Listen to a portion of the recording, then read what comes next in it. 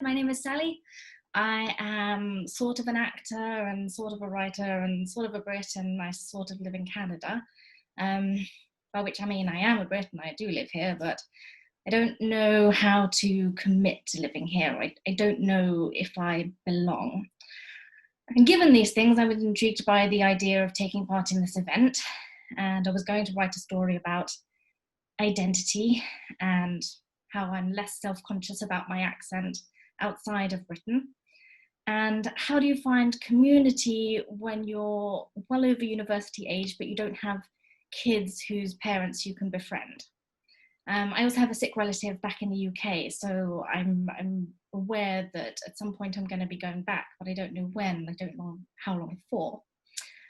And did you know there's a pandemic going on? So I'm still working through all of my thoughts and feelings on all of these things. And my sister posted something on Facebook which made me really pissed. She was upset because she had gained weight during the lockdown in Britain. And this is what she said.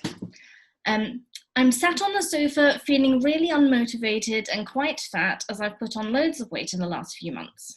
All I see on Facebook is people's posts about things they've achieved or ads for some new fitness regime or diet that will change your life, and it's pissing me off. Anyone else feeling more like a chubby, lazy, tired gremlin as well, or am I on my own? Smiley face. Britain, like BC, has a very fat-phobic culture.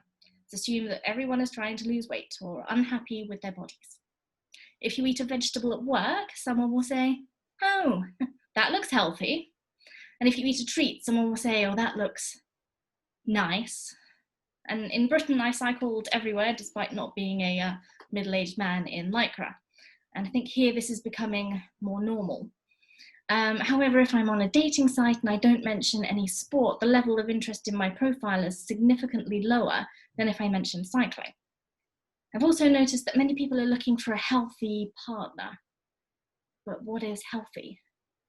And by healthy, I think they mean thin, and definitely not physically disabled. I could be wrong, but I don't think I am. I think it's also the socio-economic status of the partner that you're looking for. Health is a commodity. Fitness is a commodity. You can buy gym memberships and meal plans and ski passes and those weirdly huge vegetables in Whole Foods. You have time for exercise and money for personal trainers. It's a sign of your privilege and status. Back to my sister. So it pissed me off that in a time of a global crisis, when people are finding ways to cope with having their kids at home, with layoffs and stockpiling in the supermarkets, illness and death, and she's worried about having gained weight. But this is not her fault.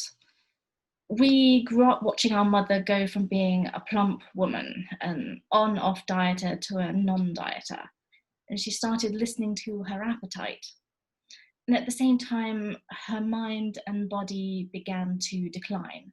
And over many years, we saw her body taken over by a neurological disease. Her body was no longer her own. And I think any positive message from her listening to her body was drowned out by these scary changes that we didn't really understand. Our mother was being held hostage in her own body.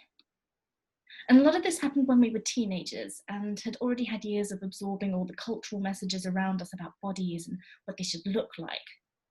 And all of these messages were incorporated into our internal belief system, and it's really hard to turn that off. Our whole society still looks at women and expects perfection, not to mention the impact of stress on our bodies. It's a very common reaction to reach for food to help to cope with stressful situations, and there are biological reasons for this. Not that the diet and fitness industries will tell you that.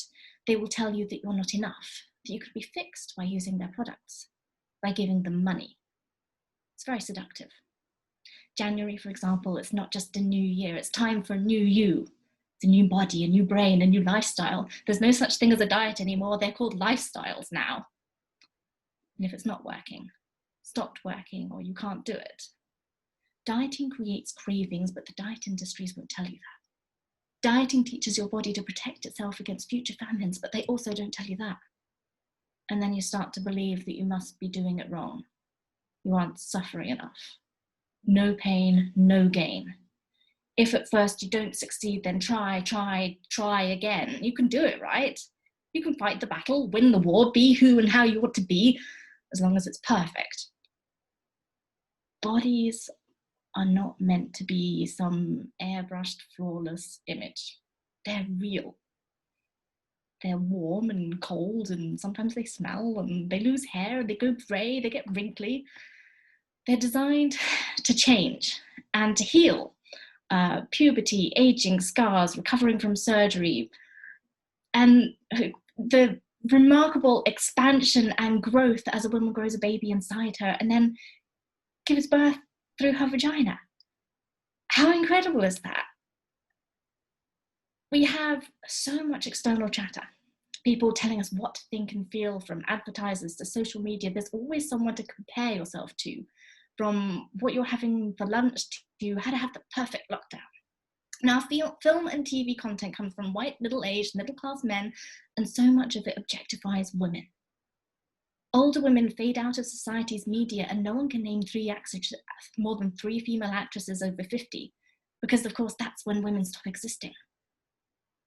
So our bodies don't belong to us. They belong to everyone looking at them. From traditional media to social media, women who run magazines and friends on Facebook.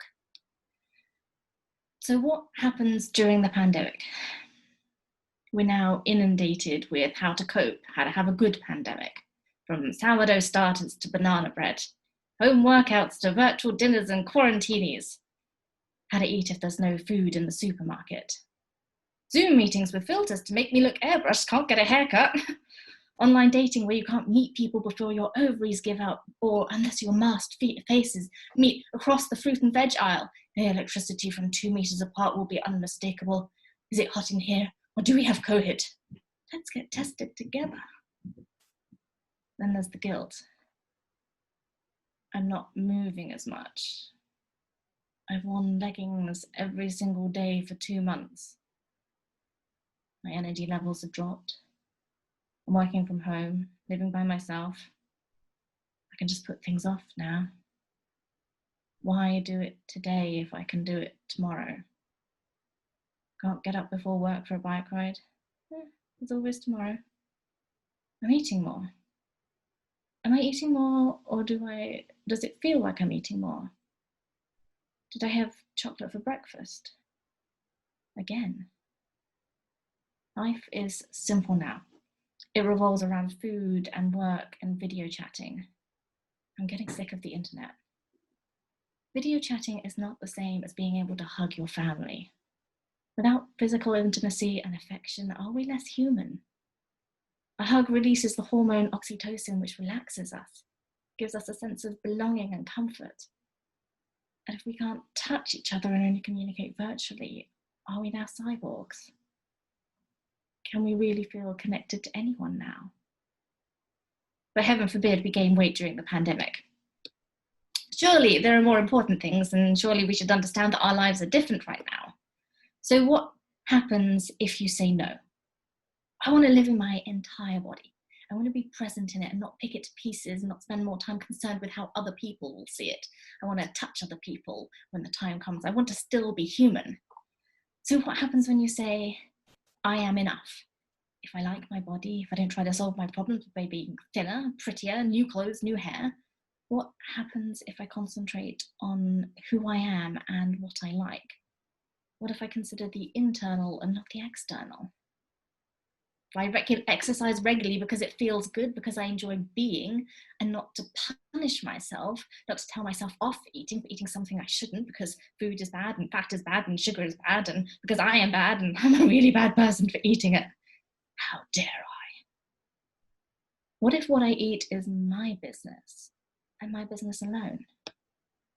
You don't need to look at my lunch and tell me how healthy it looks or how nice it looks if you think I shouldn't be eating it. I want acceptance that all bodies change when times change and there's no moral implication. And I would like everyone, particularly my sister and me, to feel like they belong in their bodies and to be enough. whatever they look like, whatever their ability or disability, to put the diet and fitness industries out of business, and to trust our own bodies to tell us what to eat and how much to eat and when they're tired and when they're full, and for everyone to feel like they belong and their bodies are home. So thank you, Brianna, for the opportunity to talk about